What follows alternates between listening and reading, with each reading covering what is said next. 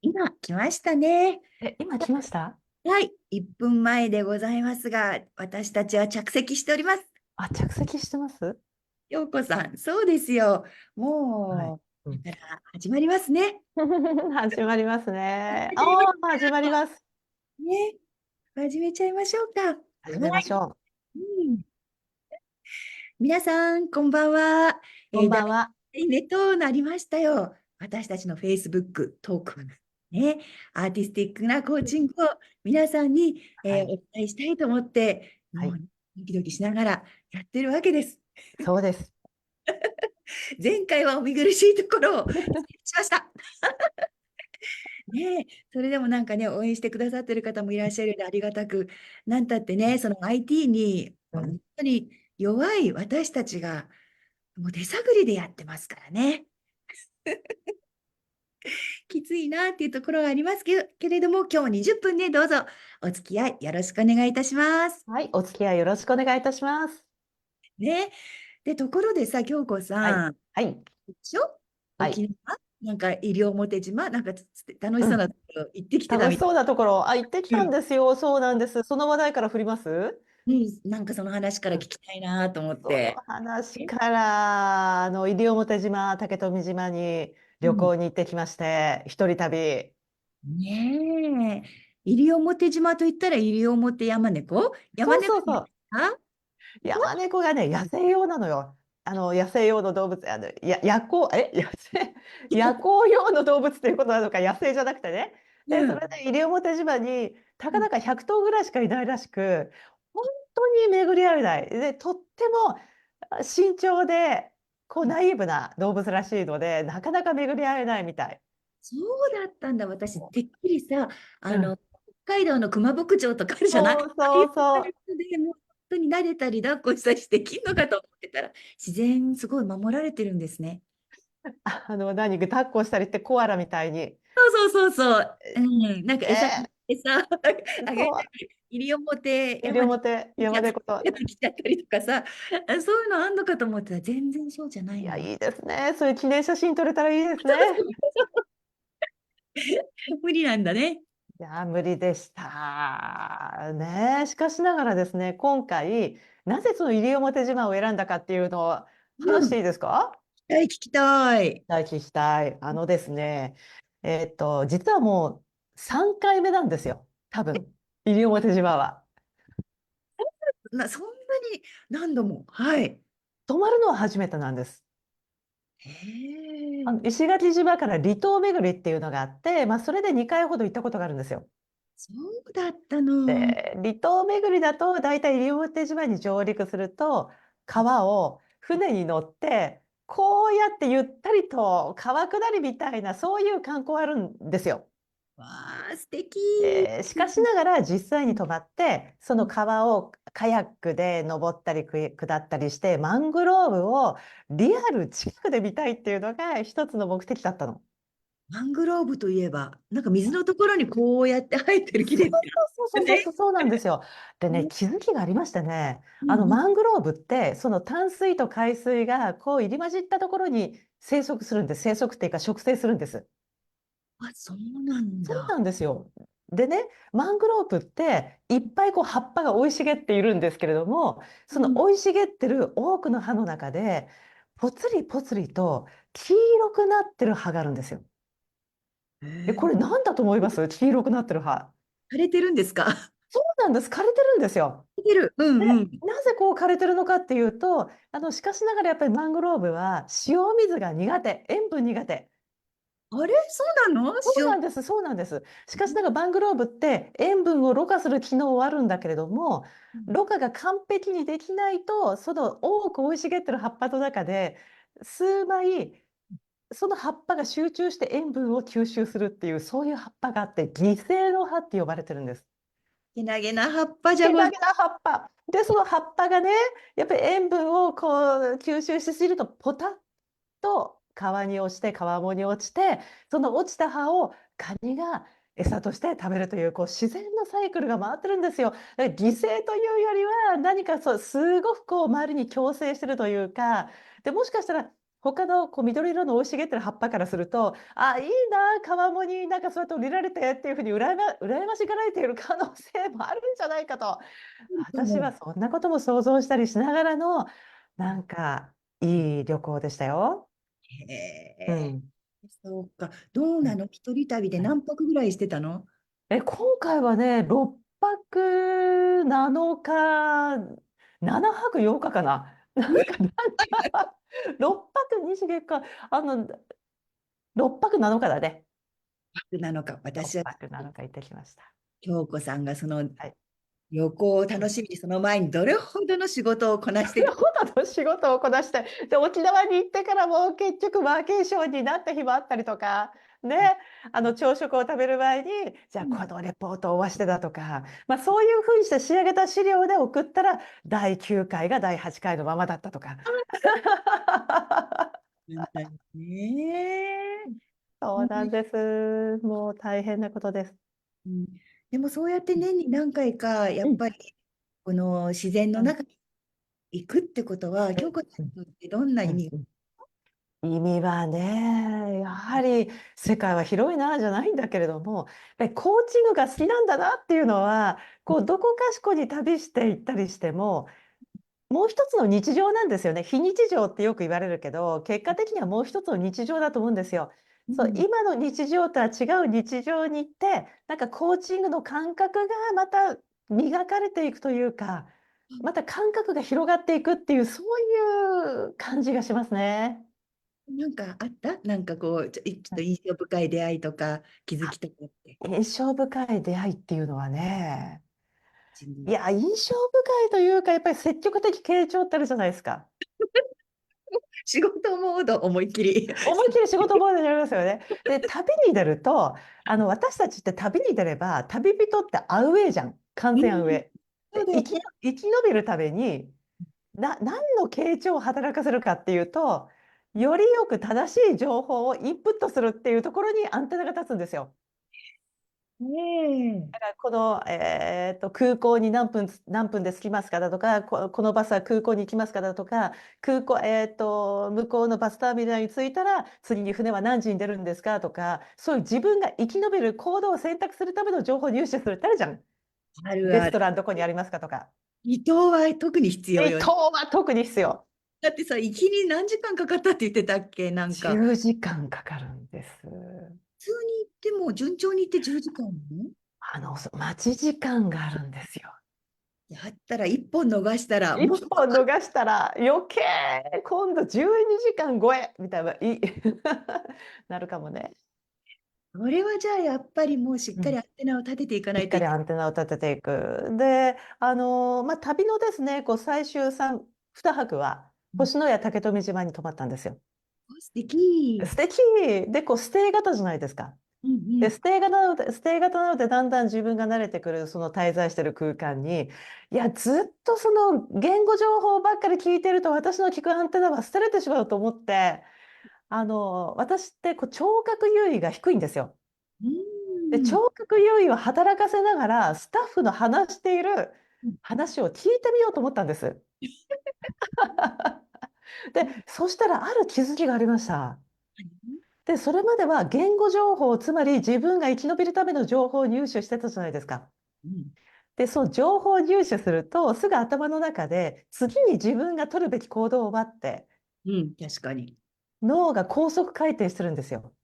いつも以上に。いつも以上に。しかね。し、うん。この人の声のトーン、うん。まあ、話すスピード、ボリュームにアンテナを立てるってなると、そこに落ち着いて一緒にいられるっていう心持ちにはなった。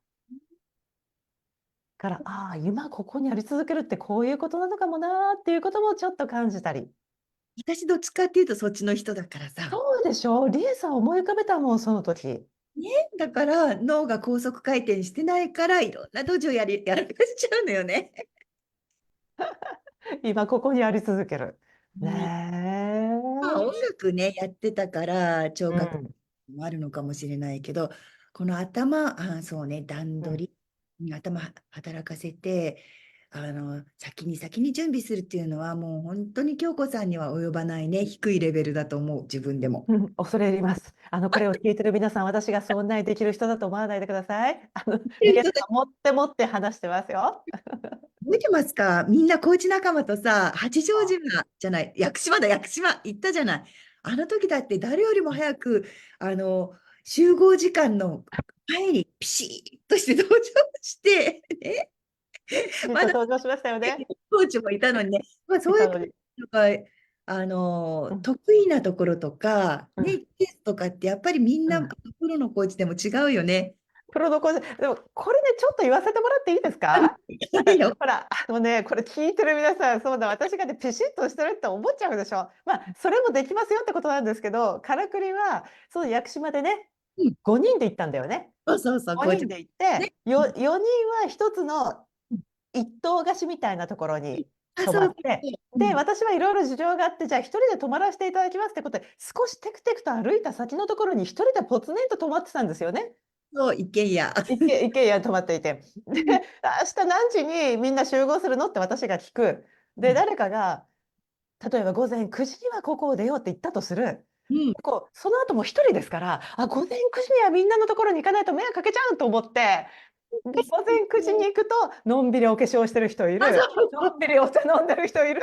で、私は、待たせてもらいますって言って、一人きちんとした格好をして、座布団の上に座って待つという、そういうのがね、去年の楽しい屋久島でした。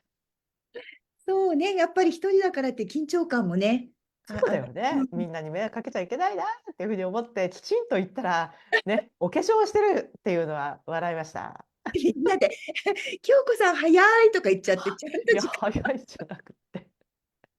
楽しかったわね。楽しかったね、屋久島ね。またみんなで行きたいね、どっか。やっぱりコーチとの旅っていうの、一人旅もいいけど、コーチ仲うん。間との旅っていうのもすっごく勉強になった、いや、私。いいですよ、いいですよ。うん、すごくいいですよ。面白かったよね。うん、なんかやっぱり、なんだろうね、深い話ができるなって、特にあ自然の中でー、ね。うん、ごめん、私ばっかり喋っちゃったんだけどさ、これってこう、二人でわちゃわちゃおしゃべりするってことだったじゃん。そういやいやいや、私が聞きたかったし、なんかみんなにも聞いてうん。ほしいなっていう思いもあったのよ。だから、十分話しまうん、したよ。リね。エさんの最近のなんかここでお話ししたいことは何なのよ。私のうん。話もあるけれどもさ、うん。じゃあちょっと間にムッシュ入れませんか、ムッシュ。ムッシュね。そろそろムッ今日もシュ。実は聞いてましたよね。はい、聞いてましたよ。あ、出た。出いいですね、た。屋久島。ああ、いいでしょう。ムッシュは行ったことあります？屋久島。ないんですよ。西表山猫見たことある？ないんですよ。私と一緒だ。今、口がね、角口になったのが見えた。ないんですよ。ないですよ。ねえ、さてさて、今日もさ、なんかムッシュのね、仲間からの何かね、聞いてほしいよとか、なんかありましたら私たちこうやって何でも聞きますよっていうスタンバイしてるんだけど、最近のなんか噂話でも何でも。あるの？なんかあるの？はい、ありますよ。ね、なんだろまあ、情報う。うん。っていうことなんだけど、うん。PCC でね、コーチングをしてるんだけれども、なんかこう、お二人みたいに MCC になると、どんないいことがあるんですかっていう、うん。お話をよく聞きます。お二人のお考えを教えてください。それで、どっかの中学生の夏はい、休みの宿題の時の質問の仕方みたいな。はい、で、それはあれ、PCC であるムッシュもその辺知りたいななんて思ったりもする。そうですね。うん、そうだよね。なんかありますか？ MCC になってよかったなって。うん、まあ、いろうん。いろあって。そうね、いろいろあると思うよ。で、私の場合は本当に自己満足。うん、うん。私の場合は。もうちょっとなんか喋ってよ、せっかくだ。そうなの？うん。なんかコーチングを学び始めた時から、うん。そう、いつかは憧れる MCC っていう、なんかあそこのステージ、あの世界に行ったらこうどんな風にコーチングが変わったり、どんな風に物の見方が変わるんだろうって憧れが多分、よくこうどれぐらい稼げますかだとか、なんかそういうことも聞くんですが、確かにそういうことも語れるといいなとも思うわけです。でね、比較して考えるならば、お医者さんになりたいっていう人が、お医者さんになれたらどれぐらい稼げますかっていうふうに質問されたらどう答えるんだろうって思った時に、なんかそれと似てるなとも思ったんです。だから、なんか自分がコーチとして、よりなんかこう、コーチングをめる極める方向に向かえてる自分であったら、すごく楽しいな、嬉しいなっていう、なんか私にはそれだな。うんリエさんは？私うんの MCC 寮でもお話ししてたんだけど、私もうコーチングと出会っても恋しちゃったじゃないですか、もう。はい。すごい、こうやって人とコミュニケーションをとってね、この本質を語り合ったりとかね、すっごい世界があるんだな。あとは、素晴らしい、この、海外のコーチのね、セッションを見せていただいて、たった一つの質問で、こんなに考えが変わるっていうのも目撃してすごいなっていうのを最初の段階で見て、私誰にも言ったことないんですよ。ないけど、私 MCC になりたいって思ってる、実は、誰にも言ったことがないってどういう意味？内緒にしてたんですよ。もうそんななんかだってなれるわけないと思ってたし、りあたいって、あとでもなれると思ってたかも。すごい涼しいんですけど、でもね、やっぱり憧れっていうか、近づきたいっていう思いはね、もう溢れるような思いがあの時ありましたね。ー、たった一つの質問で、あれだけこう変わるっていうね、そのこう驚きと、なんか自分もこうなりたい、いや、なれるっていう、なんかそこがもう瞬時に起きたことがすごくありありと私にも感じられそよなんかもう知りたいっていうのかな。魔法使い見てるみたいだったですね。うう。うん。ん。だからもう魔法使いコーチになりたいっていう、どうやったらああなるのっていうのを本当に知りたくてずっと来た。だから MCC になったらね、やっぱり違うんですよね。なんか PCC の時に、もうかなりの自己満足がありましたし、もうこれでいいなと思ったけど、その先、私は本当に長かったです。10年ぐらいかけて。いや今こそ受けようと思って、うん。で、取り組んで、そしてレベル3でね、うん。一緒にね、クラスで、MCC の世界をみんなでこう紐解いていくとね、ああ、やっぱり違うなって。うん。私が目指していうん。た、うん。チョモランマの結構上のとこに、まだまだ上はありますけれどもね、はい。はい。なんうん。か、うん。富士山のてっぺんからチョモランマのところまで来たなっていう、なんか感覚があうん。りますよ、涼しいけど、なんかそう思ったりもしてる。うーん。私もリエさんもね、MCC になってどんないいことがありますかっていう、なんかこう、同じこう水脈上にあるというか、似通ったものをなんか私は感じるのですが、ここでリエさん、ムッシュに返してみましょうか。はい。うん。ムッシあ、ュどうですか？はい。憧れを捨てないでずっと持ち続けたいなと思いながら聞いてました。聞いてました。やはりこう、コーチングってね、ボランティアではないと思うんですよ。もしも稼げるようになりますかっていうこう質問のある場合に、どう答えるかなって考えることもあるのです。で、あります。そういうと憧れだけじゃないですよね。もちろん私たちもうん。生活をきちんと成り立ってこそのコーチです。から、こう自分がやはりこういただきたいフィーあうん。ると思うんです。うん。それをこう自信を持って言えるようなるっていうのは、やはりこう自分へのこう技術、プレゼンスへの自信に比例したものになろうなうん。と思いますので、そうん。こには間接的にやはりお金を稼げるようになりますかっていうところにはつながるんだろうなとは思っています。確かに。稼げるかどうかっていうのは、もう、コーチのその ACC、PCC、MCC に関係ないと思いますね。ACC だろうが、まだ資格持ってなくたって、私だけよっぽど稼いでるコーチはいっぱいいますから、そうん、の気になれば、もうそれはもういつだっていけるんだろうな、とうん、思います。うん、そういう情熱があればね。うん。私の場合は、そこまでのその情熱はないけれども、でも、ふさわしいコーチでありたいなって、そうん、の緊張感は常になんか背中にピタッ、なんかうん、ありますし、うん、だからなんか、うん、本当に恥ずかしくないように生きていきたいし、うん、見られてるっていうのかな、なんかなんですかね、うん、そういう緊張感とプライドっていうのはあるかなっうん。て気がす緊張感とプライド。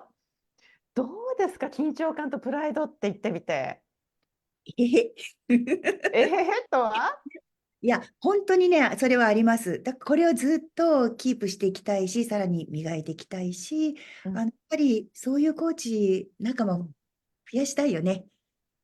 そうだね。そういうコーチ仲間がおのずとなんかこう増えているなっていう実感はとてもあります。あありますね。りますね。だってやっぱり、本当に素晴らしいコーチとこう出会う機会も増えていて、もう学ぶこといっぱいあるしね。それぞれの、MCC だけとは限らないですけどね、コーチの個性が生かされていて、あり方とか、勉強になること本当いっぱいありますもんね。